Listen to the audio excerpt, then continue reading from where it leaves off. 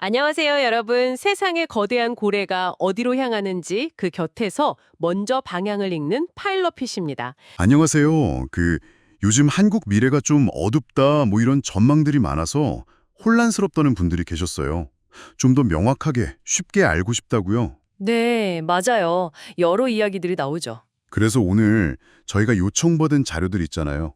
뭐 크루치커 섹트 유튜브 영상이라던가 모건 스탠리 또 ORF 같은 연구 보고서 그리고 뭐 실버 에코, 한겨레 기사, 카네기 재단 분석까지 아, 네. 자료가 꽤 다양하네요. 이걸 바탕으로 한국이 지금 진짜 어떤 상황인지, 앞으로 어떻게 될 수 있는지 좀 깊이 파헤쳐보려고 합니다. 저희 목표는 이 복잡한 인구 문제를 조금이라도 더 쉽게 파악하시도록 돕는 거예요. 네, 좋습니다.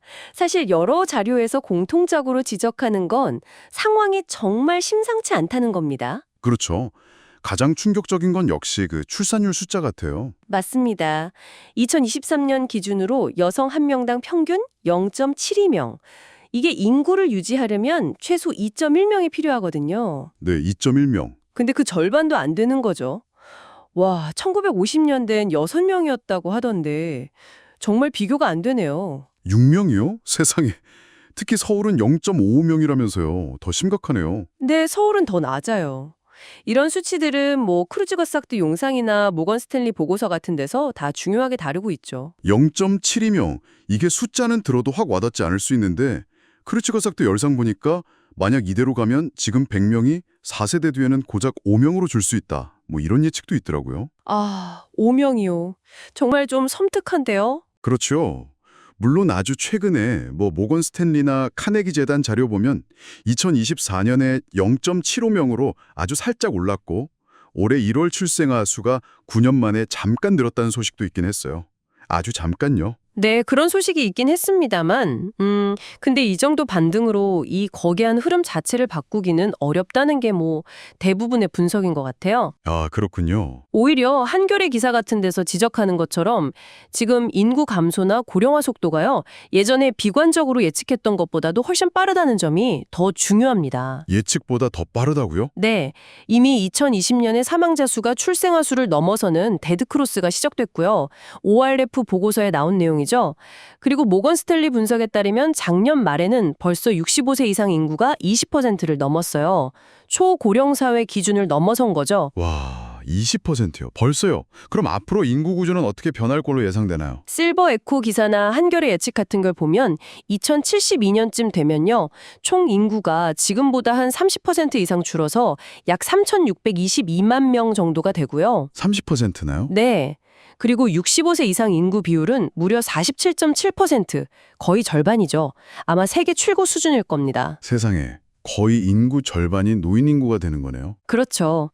코츠가사도 영상에서는 이걸 더 앞당겨서 2060년이면 인구 절반이 65세 이상이고 25세 이하는 10%도 안 될 거라고 봤어요. 10%도 안 된다고요? 젊은 층이 거의 없는 거네요. 네, 그렇게 되면 이제 일할 수 있는 사람, 생산 가능 인구 100명이 부양해야 할 노인과 아이 수가 2072년에는 118.5명까지 늘어난다는 거예요. 실버에코 추산인데요. 118.5명이요.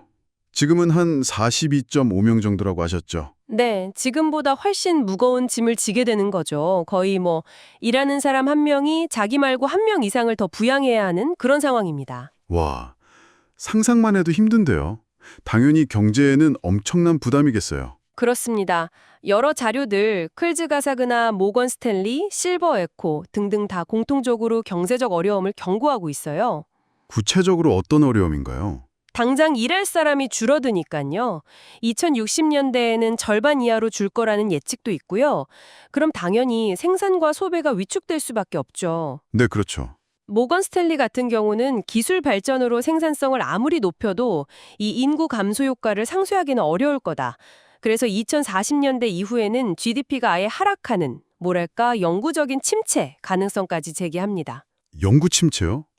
정말 심각한데요. 네. 그리고 쿨즈가삭 영상에서는 2050년대 국민연금 고갈 가능성, 또 이미 심각한 노인 빈곤 문제가 더 악화될 위험도 지적하고요. 지금도 65세 이상 노인 4분 중 1분 이상이 빈곤선 이하인데 말이죠. 아, 연금 문제, 노인 빈곤까지. 경제뿐만 아니라 사회 전체가 흔들릴 수 있겠네요, 정말. 맞습니다. 클제가석 영상은 사회 문화적인 충격도 예상하는데요. 1인 가구가 늘면서 사회적인 고립이나 외로움 같은 문제가 커질 수 있고요. 네.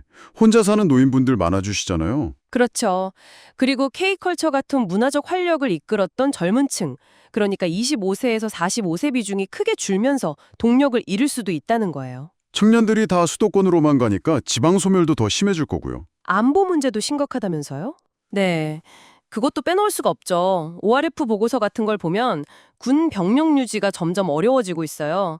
이미 50만 명 선이 무너졌고 계속 줄어들 전망이거든요. 근데 북한 병력 규모를 생각하면 이건 정말 심각한 문제입니다. 아, 정말 총체적인 위기 상황이네요. 도대체 왜 한국이 이렇게까지 된 걸까요? 자료들에서는 원인을 뭐라고 보나요? 이게 참 복합적입니다. 쿠르지기작트 영상에서는 한국 특유의 그 압축 성장 과정에서 생긴 극심한 경쟁 문화, 그리고 좀 독특한 일중독 분위기, 이걸 한 원인으로 꼽더라고요. 아, 경쟁이 너무 심하다는 거군요. 네, 여기에다가 높은 집값, 사교육비 부담, 또 긴 노동시간 같은 경제적인 압박, 이건 뭐 모건 스탠리나 실버리코 같은 데서도 계속 지적하는 부분이고요. 그렇죠. 먹고 살기 힘들다는 이야기가 많으니까요. 그리고 또 결혼이나 출산을 꼭 해야 한다는 그런 좀 보수적인 사회 분위기랄까요?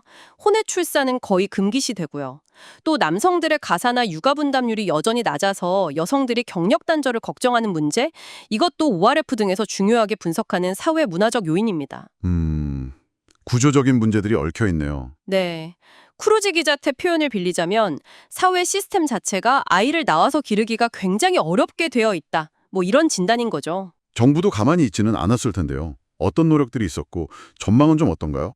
네, 물론 정부도 노력은 했습니다. 지난 20년간 3,200억 달러, 우리 돈으로 400조 원이 넘는 예산을 썼다고 해요. 모건 스탠리 분석에 따르면요. 400조요? 엄청난 돈인데요? 그렇죠. 근데 대부분 좀 단기적인 현금 지원 위주였다. 이런 비판이 좀 있습니다. 최근에는 윤석열 대통령이 국가 비상사태까지 언급하면서 저출생 대응기획부라는 걸 새로 만든다고 했죠. 좀 더 구조적인 문제, 그러니까 뭐 연금 개혁이나 노동환경 개선, 이민 확대 같은 걸 좀 더 집중하려는 움직임은 보여요. 카네기 재단 분석 같은 데서도 그런 부분을 짚고 있고요.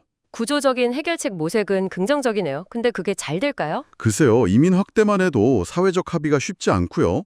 OERF에서도 그 어려움을 지적하고요. 또 정치적인 갈등 때문에 장기적인 대책 마련이 잘 안 되는 경우도 많아서요. 모건 스탠이나 카네기 분석처럼요. 그래서 실제 효과로 이어질지는 좀 더 지켜봐야 할 것 같습니다. 결국 기적적으로 출산율이 확 오르지 않는 이상 이미 지금 인구 구조 때문에 당분간 어려운 시기는 피하기 어렵다 이런 얘기군요. 그렇습니다. 큐르치기저트 영상에서도 그 점을 분명히 하죠. 저출산이 한국만의 문제는 아니지만 한국처럼 이렇게 극단적인 경우는 없거든요. 그리고 사실 이 문제가 얼마나 심각한지에 대한 사회적인 공감대마저 좀 부족한 거 아니냐 이런 지적도 있고요. 네, 오늘 저희가 살펴본 큐르츠그저트 영상, 모건 스탠리 보고서, 실버 에코, OERF 한겨레, 카네기 재단 분석 등등 이 다양한 자료들을 종합해 보면요. 결론은 한국이 정말 세계에서 유례 없이 빠른 속도로 인구 위기를 맞고 있다. 그리고 이게 경제, 사회, 문화, 안보, 거의 국가 시스템 전반에 걸쳐서 매우 어려운 미래를 예고하고 있다는 거네요. 네, 그렇게 정리할 수 있겠습니다. 오늘 이 분석이 지금 한국에 처한 이 복잡하고 어려운 상황을 이해하시는데 조금이나마 도움이 되었기를 바랍니다. 네. 마지막으로 이런 질문을 한번 던져보고 싶네요. 여러 자료들이 지적하는 것처럼 이렇게 깊게 뿌리내린 구조적인 문제들, 또 정치적인 어려움 속에서 과연 정책적인 노력만으로 이 인구 절벽이라는 거대한 흐름을 정말 되돌릴 수 있을까 하는 점입니다. 정책만으로 가능할까 하는 의문이군요. 네. 아니면 우리는 이제 피할 수 없는 변화라고 받아들이고 여기에 적응하면서 지금과는 완전히 다른 모습의 사회를 준비해야 하는 건 아닐까 한 번쯤 진지하게 생각해 보실 문제인 것 같습니다. 네, 구독, 좋아요, 알림 설정 꼭 부탁드리고요. 저희는 다음 시간에 더 깊이 있는 정보로 찾아뵙겠습니다.